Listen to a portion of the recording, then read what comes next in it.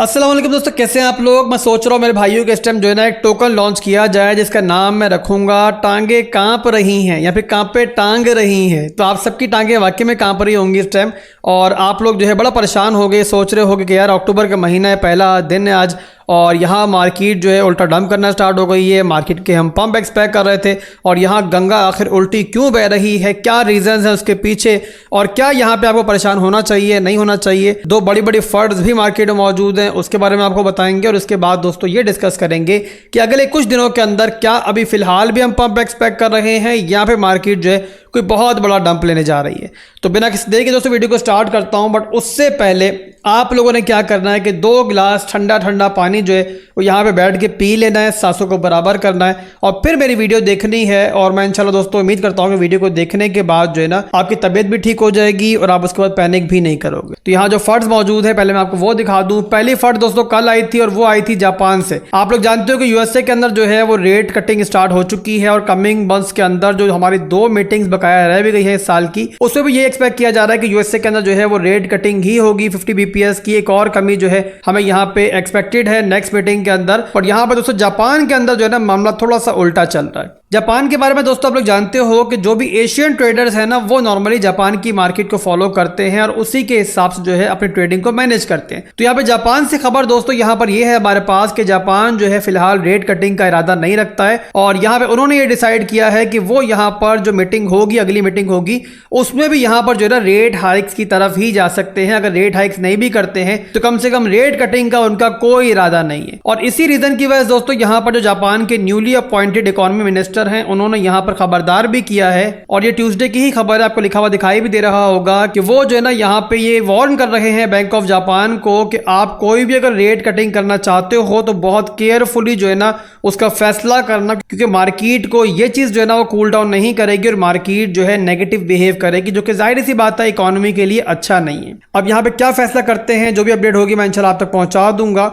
और इसके अलावा दोस्तों अगली बड़ी फंड जो आज के दिन और अभी थोड़ी देर पहले ही हम तक पहुंची है वो दोस्तों दी है इंटरनल सोर्सेज ने ईरान से और उसे बताया जा रहा है कि ईरान जो है फाइनली इरादा कर चुका है, फैसला कर चुका है कि अब जो है ना इजराइल पर एक अटैक जो है करना वो नागुज़ीर हो चुका है और बहुत जल्द ईरान जो है इजराइल के ऊपर, आपको पता ही होगा कि इजराइल की कमीनगी और इंतहा पसंदी जो है वो कहाँ तक पहुंच चुकी है। पर बहरहाल दोस्तों जाहिर है ये क्रिप्टो मार्केट के लिए और बाकी फाइनेंशियल मार्केट्स के लिए अच्छी चीज़ नहीं है। जंग जब भी होती है तो वहाँ मार्केट जो है उस पर नेगेटिव ही बिहेव करती है, चाहे टेम्परेरी ही सही, बट एक रिएक्शन जो है मार्केट का आता ही आता है और वही दोस्तों हमें इस टाइम होता हुआ दिखाई दे रहा है। और इस खबर के बाद दोस्तों एक और चीज़ भी आप देख सकते हो कि सिर्फ क्रिप्टो मार्केट ही नहीं बल्कि S&P 500 और नस्दाक भी यहाँ पर जो है एक नोज डाइव लगाते हुए हमें दिखाई दे रहे हैं और वहाँ पर भी सिचुएशन जो है क्रिप्टो मार्केट जैसी ही हमें दिख रही है। पर इन तमाम फंड्स के बाद दोस्तों क्या यहाँ पे हमें पैनिक करना चाहिए, क्या हमें परेशान होना चाहिए? तो मेरे भाइयों इसका जवाब सिंपल है कि हरगिज नहीं। हम इससे बड़ी फंड्स जो है पहले देख चुके हैं और अभी यहाँ पर इस टाइम दोस्तों इन फंड्स को अगर साइड पे कर देना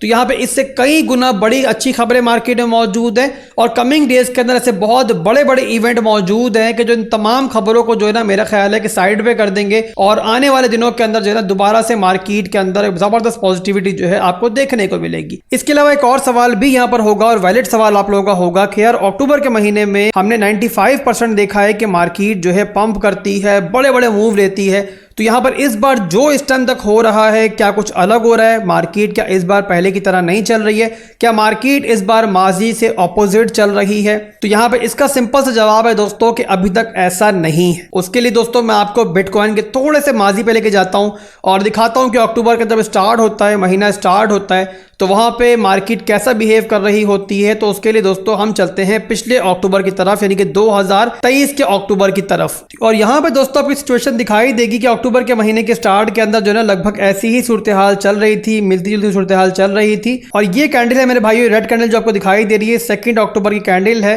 और उसके बाद दोस्तों आप देख सकते हो कि 1 2 3 4 5 6 7 8 9 10 11 12 दिन जो है 13 दिन बल्कि मार्केट जो है ऊपर नीचे होती रही थी। और उसके बाद तकरीबन हमें 8 अक्टूबर को एक रिट्रेसमेंट देखने को मिली थी और उसके बाद कहीं जाकर जो है ना यानी कि ऑलमोस्ट अक्टूबर के मिड से ही मार्केट पंप करना स्टार्ट हुई थी। और उसके बाद दोस्तों फिर आपके सामने कि मार्केट ने कितना बड़ा मूव लिया था और उसके बाद नॉन स्टॉप जो है हमें पंप देखने को मिला था और उसके बाद हमें मार्केट जो है रुकती हुई दिखाई नहीं दी। और अब तक यहाँ पे दोस्तों रिसेंट टॉप मिला है ना हमें उस दिन के बाद से, वो यहाँ पे 178% जो है मार्केट पंप कर चुकी है। इसके अलावा दोस्तों अगर इससे पिछले साल में हम जाएंगे यानी कि 2022 के अक्टूबर में हम जाएंगे तो यहाँ पर भी मैं ओपन कर लेता हूँ। यहाँ पे भी आप देख सकते हो दोस्तों कि 5 अक्टूबर से मार्केट जो है रिट्रेस होना स्टार्ट हुई थी और लगभग यहाँ पर जो है ना 22 अक्टूबर तक मार्केट जो है रिट्रेस होती रही थी और उसके बाद मार्केट ने पंप करना स्टार्ट किया था और उसके बाद दोस्तों मार्केट में फिर हमें पॉजिटिव क्लोजिंग मिली थी आखिरी दिनों के अंदर और उसके बाद के जाके मार्केट डंप करना भी स्टार्ट हो गई थी। बट याद रहे कि ये जो है ना हमारा बेयर मार्केट का साल था और उसके बाद ही बेयर मार्केट जो है अपने पीक पर भी गई थी।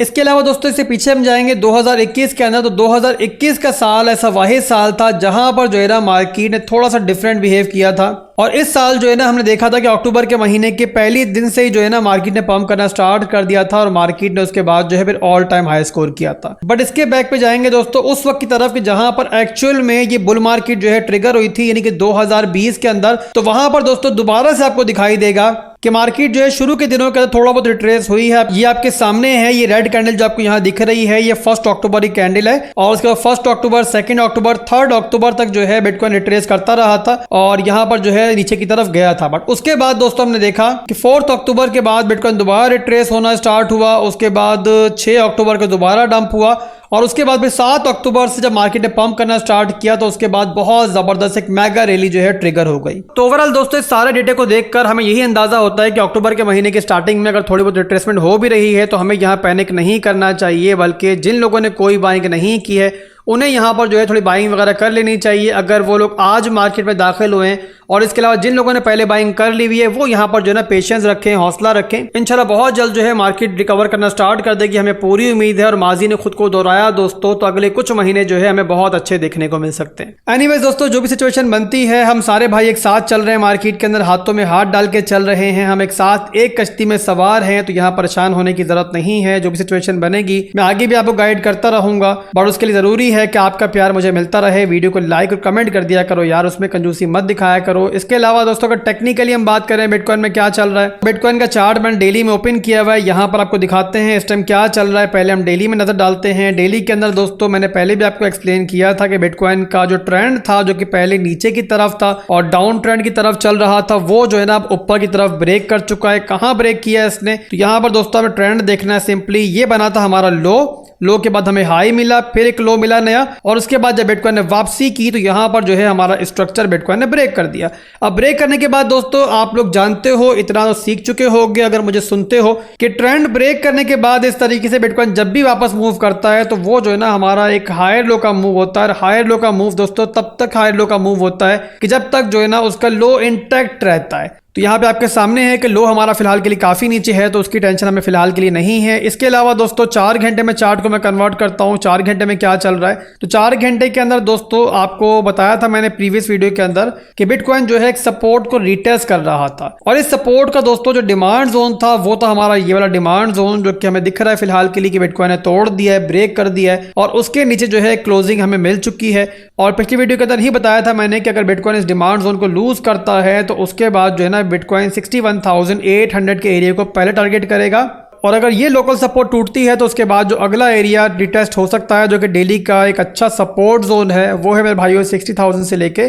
59,000 का एरिया। और यहाँ पर एक और चीज मैं ऐड कर दूं कि यहाँ पर जो है ना इस एरिया के अंदर जो है एक CME गैप भी अनफिल्ड पड़ा हुआ है 4 घंटे के अंदर। तो अगर बिटकॉइन इस जोन तक आया तो ये चांसेस पूरे मौजूद है कि बिटकॉइन जो है ना इस CME गैप को भी आके फिल आउट कर सकता है, और उस सूरत में दोस्तों हमारी जो एंट्री बनेगी वो बनेगी रिक्लेम के ऊपर। जैसे बिटकॉइन रिक्लेम करेगा, स्ट्रेंथ शो करेगा, तो वहां शॉर्ट टर्म के लिए भी बिटकॉइन की हमें लॉन्ग यहाँ से मिल सकती है। तो ये ओवरऑल दोस्तों बिटकॉइन के हालात थे सिंपली जो मैंने आपको एक्सप्लेन कर दिए हैं। वीडियो के आखिर में अपने गजरी भाइयों के लिए दोबारा रिपीट कर दूं मेरे भाइयों कि अपनी स्पॉट की होल्डिंग्स को लेकर बिल्कुल परेशान मत हो। जो सिचुएशन चल रही है टेम्परेरी है और बहुत जल्द दोस्तों इंशाल्लाह मार्केट रिवर्स कर जाएगी। दुआओं में याद रखिएगा, फिर मिलेंगे इंशाल्लाह बहुत जल्द। अल्लाह हाफिज।